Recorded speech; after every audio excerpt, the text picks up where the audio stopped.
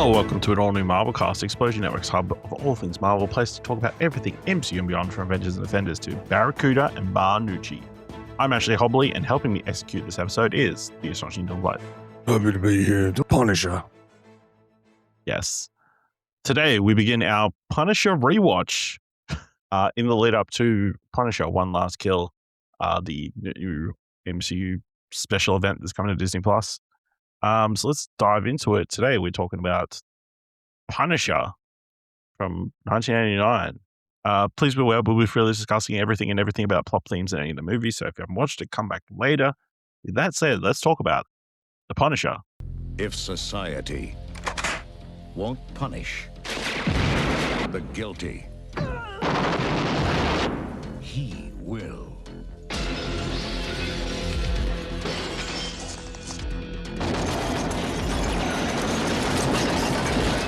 You see this board here? Every time he kills somebody, I put a red pin in it. So far, the only thing that I've got to show for it is these little calling cards here and a whole bunch of these. Now let me tell you something about this Punisher. If he ever shows up within 1,000 yards of me, you'll find out what the word punished really means. Released October 5th, 1989 in West Germany. Wasn't released into the US till like 2 years later because the company went bankrupt. Directed by Mark Goldblatt, written by Boaz, Yakin, starring Dolph Lundgren, Louis Gossett Jr., Jeroen, Krabbé, and Kim Miyori. When Frank Castle's family is murdered by criminals, he wages war on crime as a vigilante assassin, known only as the Punisher. Dylan, had you ever watched this movie before? No, I'd never watched this one. I also have not watched this movie, which kind of defeats the purpose of it being a rewatch. But Dylan, what did you think of this version of the Punisher? It's what I mean. Any of the early Marvel takes, or any early superhero stuff, everyone that seems to take on, and this is like a really good example of it. They're like, "Yeah, man, people, this Punisher thing, people really like it, or I really like it. Like, let's adapt it, and we're just going to take the idea and just destroy." Like the core crux, and then just make it its own thing, because that's what people will want. And that's what we're going to do. Because really, I mean, there's not really a lot of Frank Castle that you would know from the comics or any of the other adventures of Frank Castle over the years in this. I think the film does a particularly good job of making Frank Castle in this anything much of a character. Is just a one-noted dude on this revenge mission, but you're not like they give you the background for it and then expect you just to roll with it. There's not much character work done at all. I think the best character in it's the cop, probably. The bad guys, just some very 80s stereotypical Japanese Yakuza nonsense. Yeah, I didn't think it was very good. Yeah, I think it was fine as a Dolph Lundgren movie and a Punisher movie, but not so much. I feel like, I mean, it's got an interesting take in which I guess the Punisher is this kind of, for at least like half of the movie, is this unknown figure who just comes in and kills all the bad guys and is this kind of like Batman-esque figure, I guess, of you don't really know what he's about or who he is or anything. He's just kind of lurking in the shadows or riding a motorcycle in the sewers. But yeah, once Dolph Lundgren starts talking, it's not really a good fit for the part. Starts talking very early when he starts doing monologuing, sitting naked in the sewers. That was that shot early in the movie where he's just like monologuing over the camera flying through the sewers, and it comes from him like sitting there in like some weird prayer stance or whatever he's doing. I'm like, oh god, what are we doing here? Yeah, very odd. And am I wrong in thinking he never wears the iconic skull shirt? He does. He never does. Which, that's crazy. Even from like a merchandising thing, which they would have known back in the day, at least, have a version of the shirt, then you can sell it. At the very least. But yeah, wild. I think the action, pretty solid, but only solid in comparison to all the other kind of films from that era. Yeah, it's typical action shots. In particular, when he comes down into the illegal casino and is just standing there you know, like, with a wire attached to his back. Which is, how is he going to get back up? How's he going to get back up a wire? I don't know. All right. We'll run through the plot on the number one movie website, wikipedia.com. Frank Castle is a former undercover police detective whose wife Julie and 2 daughters were killed 5 years before the events of the film in a mafia car bomb intended for Frank, who was presumed dead. Vast recreation of the character. no, they gunned he always a down. cop? I don't think he was a cop, but I mean, his kids, they're killed in crossfire from mob Something. related shooting or something, right? They, No, I he was a don't think Marine. I don't think he was ever a target of anything. His family's just killed amongst the crossfire of a mob thing. Yeah.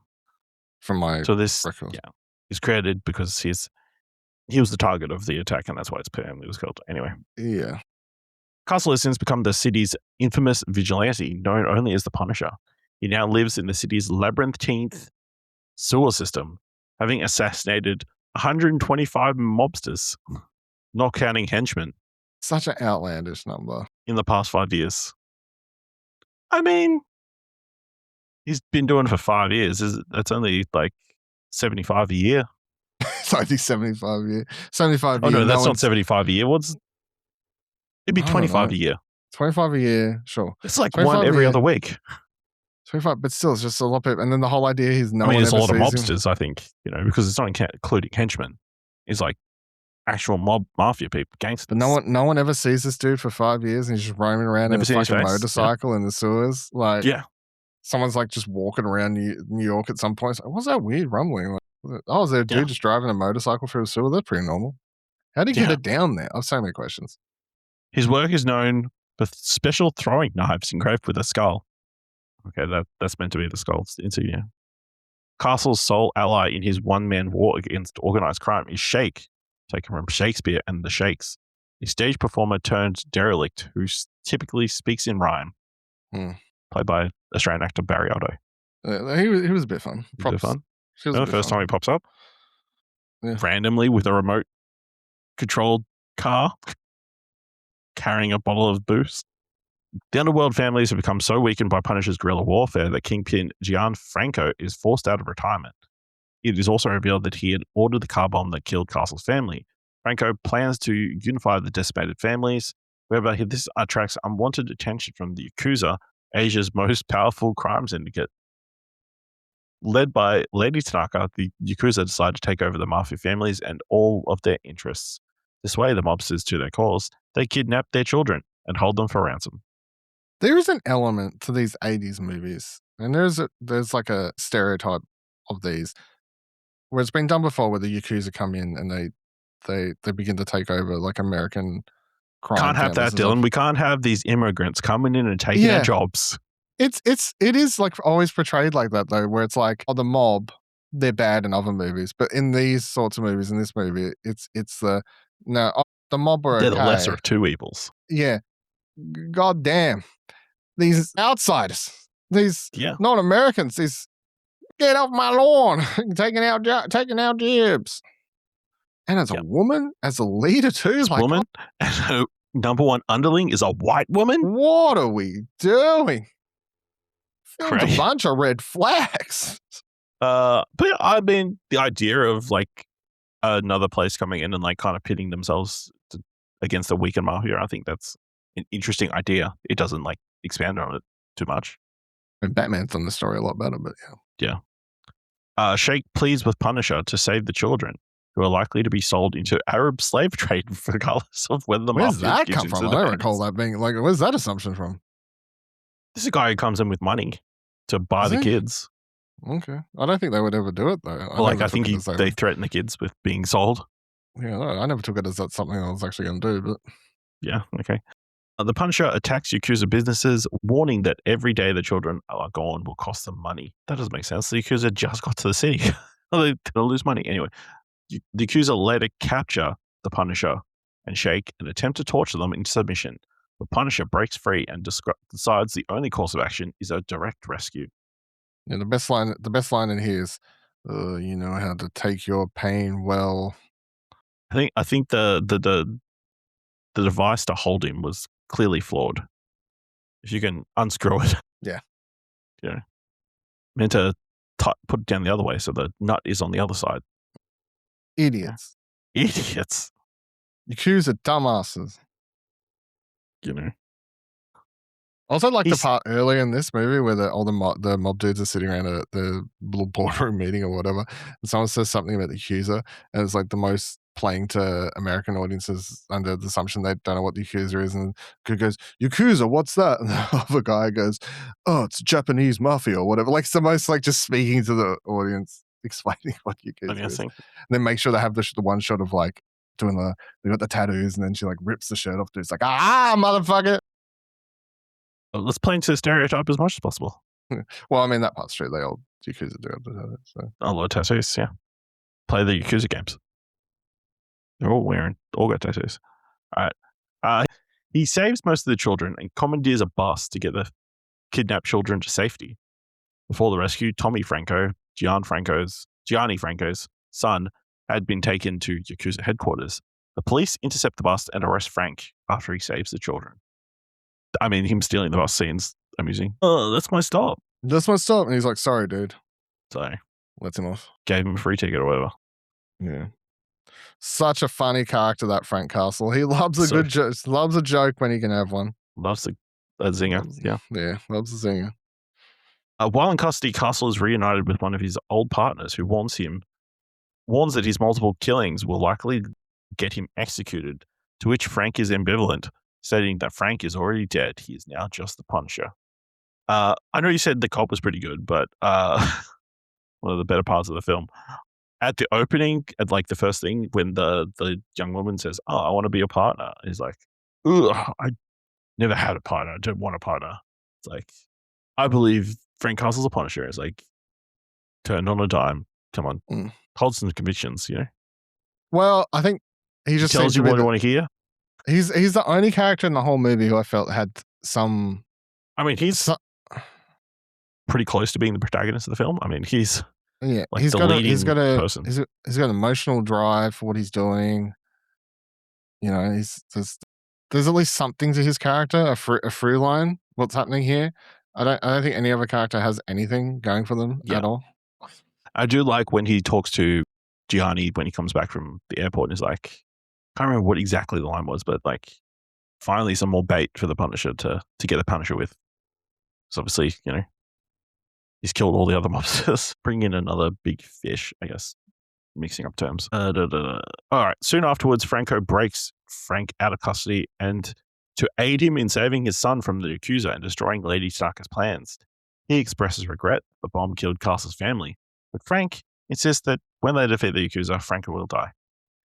Franco and Punisher raid the Yakuza headquarters, eventually killing Lady Tanaka. Upon being reunited with his son, Franco betrays the Punisher, but Punisher defends himself and kills Franco. Franco's son Tommy then threatens Punisher for killing his father, but cannot bring himself to take revenge. Castle wants Tommy to grow up to be a good man and not follow in his father's misdeeds. Police arrive only to find no trace of the Punisher. Meanwhile, at his lair, Castle maintains that he will be waiting in the shadows, naked again. My favorite part of the ending sequence is Barry Otto dropping the controller and all that. That was a little bit amusing. But then also just that I swear, or at least in my mind, it seemed like Dolph Lundgren threw himself through like 5 different variations of the bamboo glass or whatever the official name for that shit is. You know, diving for it. I just feel like there's several times where, like, too many times, just being thrown through it though. Yeah, I mean, the fight was fine.